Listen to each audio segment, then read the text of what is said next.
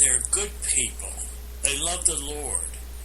And we've got to do something about it. And I don't know what the answer is other than speaking up and trying to get it. So I feel real happy that the ministry has been reported that they've started organizing, and they're going to try to do something about it. But it's criminal what our president and our leaders are allowing. We're the only superpower in the world. We have a moral obligation to do something to help these people. I mean, it's just pathetic. They're having to flee their homes because they're Christians. And it's something that we, as a most powerful nation in the world, could put a stop to most of it almost immediately if we would just do it. And we can't do it by sending airplanes over and bombing. And our military, all our good military people tell us the only way we're going to stop this business is having boots on the ground. Well, it's these good-hearted people, and I'm being critical and sarcastic, that don't want our boys going over there. Well, our boys are the ones that are volunteering and more than willing to go over there and protect these people and want to go. It's our leaders, like Obama, that probably never even was a Boy Scout, that are stopping us from doing something. So the only pressure we can put on anybody is through our Congress right now. For the next, I don't know, how many days is it, Mona? Actually, I don't know. Marcia has that because she hoorays every time. Yeah. Obama's going to be replaced. I've forgotten how many 637 days. There you go. There we go. I meant to say Marcia, but both your names starts with M. That's all right. That's okay. I know I'm on your mind more frequently. Well, all my children's names started with a J, and I could never get them straight, so don't feel bad about it. But it's just, can you just picture your own child being murdered? And what are we doing about it? Nothing. And so let's encourage our ministers, our representatives, to get it out there and encourage ourselves and our neighbors to raise Cain to get something done. And we need boots on the ground, I'm telling you. The only way to get clear up this stuff is war. And war is not great. War is not wonderful. But sometimes it has to be done. And this is a time to do it. Like one of the generals said, the only way to get rid of them being able to make an atomic bomb is to bomb them. And I believe him. So just keep up. Just don't give up the faith. And we need to get our neighbors to be thinking about these are, some abstract child being murdered someplace in another country. Think about it if it was your own child. And we've got to be thinking that way. So that's basically all I had to say about it. It's just terrible that our president is so immoral. Yeah, and isn't that the truth? Well, you know what? I think it's interesting that Carter went to Israel and they denied him. I think that's absolutely wonderful. He's not a friend of Israel. I don't know what he thought he was doing over there, but I think it's wonderful that they refused to see him. And I think that's the way it should be. He's not their friend. Why should they have to count out a president who doesn't like them? So I thought that was pretty neat. And then I also wanted to mention that there are ways that you can get on Facebook, and you can get all these people who are your representatives or some of these groups that are on. You can get on Facebook with them, and you can make these posts on Facebook, and they stay there for eternity. So you can register your complaints with some of your legislators and that kind of thing about the atrocities that are going on over there in the Middle East with these Christians. And also remember these prisoners, these Americans that are being held against their will. They're not there because they want to be. Pastor Saeed has been a prisoner for a long time. And I know the ACLJ, which is different from the ACLU, the ACLJ is trying to get Pastor Saeed freed as well as these other prisoners. And those people are over there, and they are being tortured daily. And the American Marine that's there, he's been tortured something fierce. And we have to remember that. But I want to tell you, Jesus is Lord. He is my Lord and my Savior and my Redeemer, and I know He's coming soon. And I know for those people who hear me and understand what I'm saying, if you have ears to hear and eyes to see and mouths to speak, you know what I'm saying. And I'm saying Jesus is coming soon. And you see all of this chaos and you see all of this sheer hell on earth right now because old Slewfoot knows his time is limited, and he's pulling as many in his web as he can get. And I'm preaching right now, but that's okay because I am doing it. And I'm telling you, the only answer we have is, yes, boots on the ground, but bigger than that is we have to have a resolute people. We have to have born-again Christians who understand the gravity of this situation and who understand that the pressure needs to be put on those in the military who would listen, who would understand with their minds and understand with their hearts that this is the war and it is soon here. And I personally believe that we are in World War III. It just hasn't been declared yet. Because you name a place and tell me that they don't have chaos going on. You just name a place.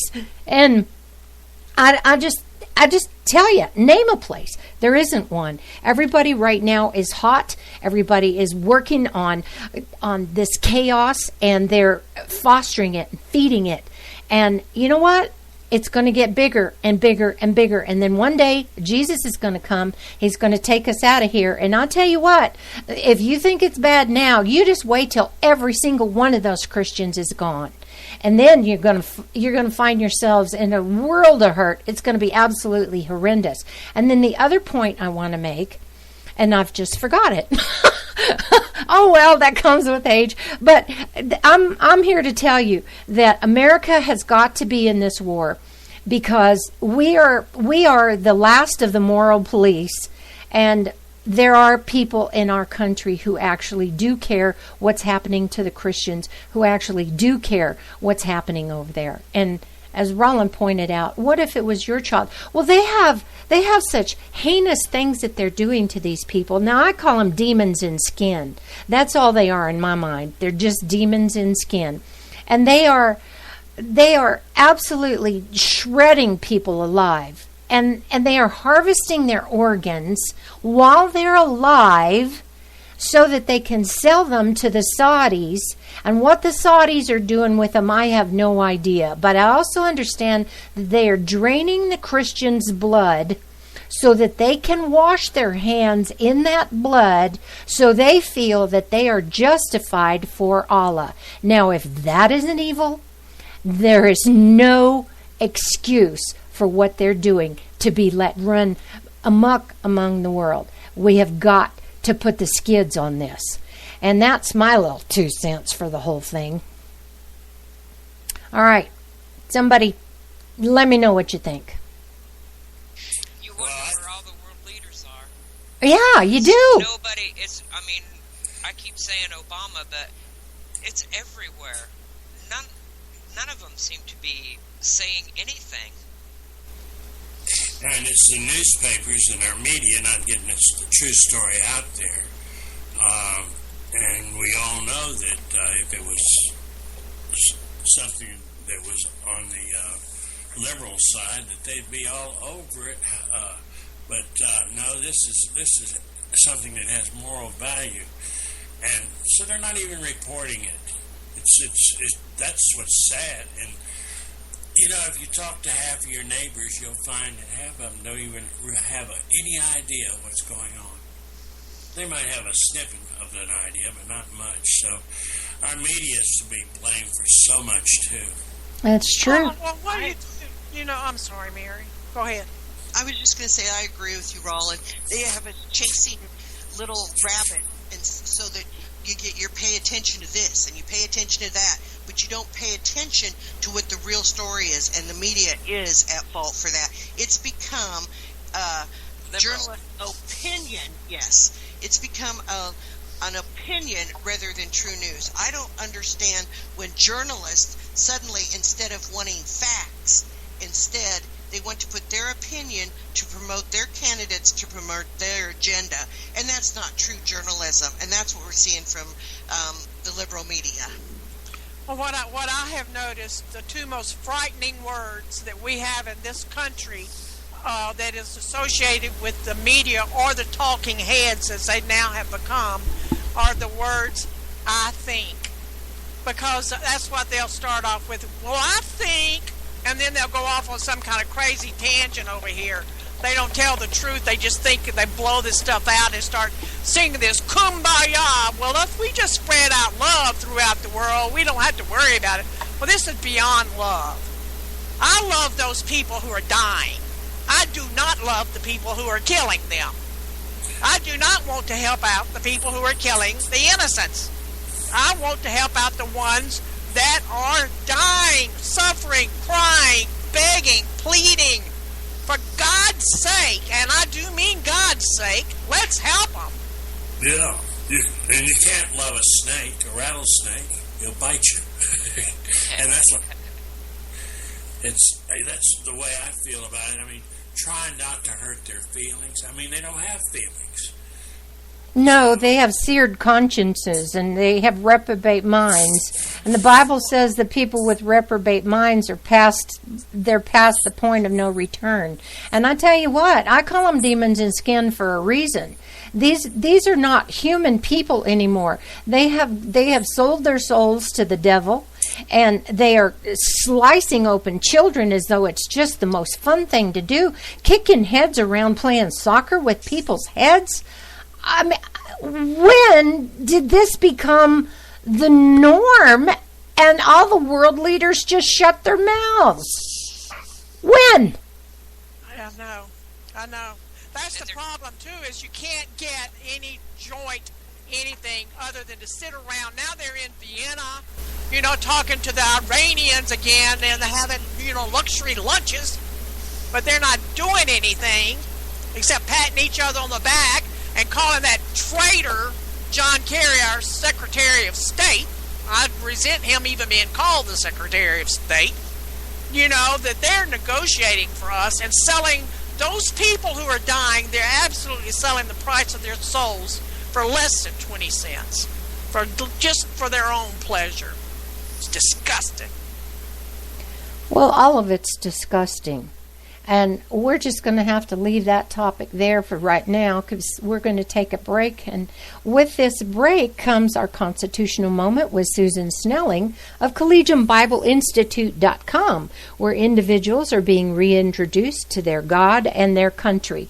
Enjoy this segment of the constitutional moment. You're going to really learn something. We'll be back after this break. Hi, this is Susan Snelling with your constitutional moment. The Constitution tells us who we are as a people. Benjamin Franklin wrote to Joseph Galloway on February 18, 1774, I wish most sincerely that a constitution were formed for America, that we might know what we are and what we have, what our rights and what our duties, in the judgment of this country as well as in our own. Till such a constitution is settled, different sentiments will ever occasion misunderstandings. The document, the Constitution, is of great historical significance, and the founders began to understand their import in the creation of the great experiment of American republicanism. Speaking of himself in the second person, Gouverneur Morris said, "He came here as a representative of America. He flattered himself he came here in some degree as a representative of the whole human race. for the whole human race will be affected by the proceedings of this convention.